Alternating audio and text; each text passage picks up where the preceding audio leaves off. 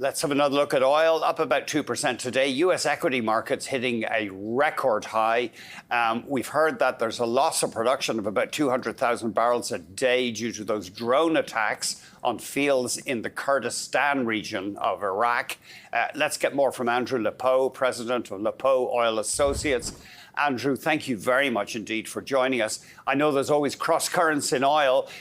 Could these drone attacks be pushing crude higher when Kurdistan is cut off from the world market?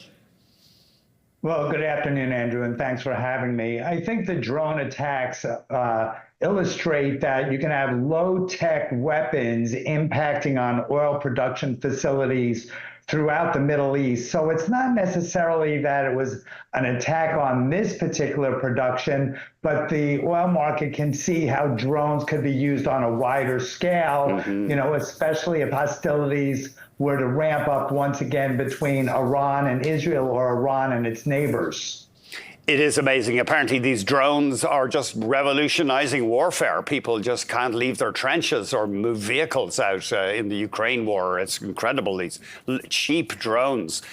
Broadly, what is your view, Andrew, on the oil market? Is it headed for a glut, or is it already there? Well, I think we are headed for a glut, and that's being led by OPEC Plus with the restoration of their voluntary production cuts. They've already restored nearly 1.7 million barrels a day over the last several months. The market anticipates that they'll restore the balance, which is just over 500,000 barrels a day by September or October, adding to more supply. And this is happening at the same time that the forecast world oil growth in 2025 is really a lackluster 700 to 800,000 barrels a day, with OPEC Plus actually being the most optimistic at nearly 1.3 million barrels a day. So in one sense, it seems like they're talking their book, but we have seen the oil market absorb these extra supplies. I think a lot of it is going into storage.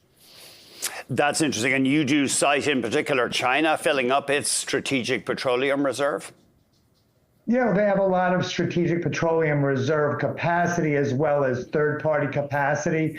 We've seen in the past China come into the oil market when they deem that oil prices are cheap. They could also be setting themselves up for having a cushion if the Trump administration were to impose secondary tariffs of 100% on countries that purchase Russian crude oil, call it in early September. RBC says there's skepticism, though, that these measures would actually go through. They would be very disruptive. I mean, for India, for example, might force India to cut back on Russian oil imports. Well, they certainly would be disruptive, and you're absolutely right about India, who's been purchasing about 1.75 million barrels a day of oil from Russia over the last couple of months. But what we have seen with the tariffs, it appears it can be on again, off again, on again. So I think the oil market is just taking a wait-and-see approach to see if these secondary tariffs would actually be implemented, because they would cause a significant amount of disruption, given that Russia continues to export millions and millions of barrels a day to crude oil, mainly to India and China. But of course, it would be toxic for the Trump administration, presumably, if gasoline went up significantly, if oil pushed gasoline higher in the U.S. Well, that's certainly the other side of the argument, because we do know that the Trump administration is clearly focused on the price of gasoline, and anything that you would do to disrupt the oil market in general that leads to a rise in oil prices to $80, $90, or $100 a barrel would be translated into higher gasoline prices, which the consumer sees right in front of their face at the corner store. What is your, Andrew, you touched on this, but what is your view on oil for the rest of the year? Is there a risk, for example, WTI goes down into the 50s? Well, I think there's a small risk. I think we're really kind of stuck in this range between $60 and $70 a barrel. You know, could there be an event that temporarily moves oil below $50 a barrel? Sure, but you're already seeing the oil market react to these lower prices through the Baker Hughes rig count, which in the U.S. for oil drilling is down about 10% compared to this time last year. So there are factors on the lower side of price that could, keep oil in a range above $60 a barrel. Bloomberg says that gasoline demand in the US has not been that exciting. It even suggests that summer driving season is winding down. Kind of depressing. It's like seeing these back to school ads.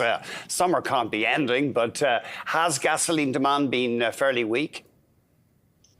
Well, I think according to the EIA, gasoline demand is slightly off compared to year-ago levels, but by no means is the summer driving season over yet. Okay. We still have, 7 or 8 weeks to go through the Labor Day holiday. So I wouldn't write it off right away. But what I would say is the oil market is certainly being supported by the diesel fuel and the diesel demand, which is clearly up on a year-on-year basis. And you're seeing that through quite low levels of inventory here in the U.S. and elsewhere around the world. I wonder, why is diesel demand strong? Obviously, that's a great bellwether for the economy as a whole. Well, part of it is that there is economic growth around the world that may be slower than people desire. Then that growth is driven quite a bit by diesel demand. The other thing is in China, as they move a little bit away from, say, the LNG fueling of trucks and they sell more diesel trucks, or economic activity picks up in China, you'll see that in increased diesel demand.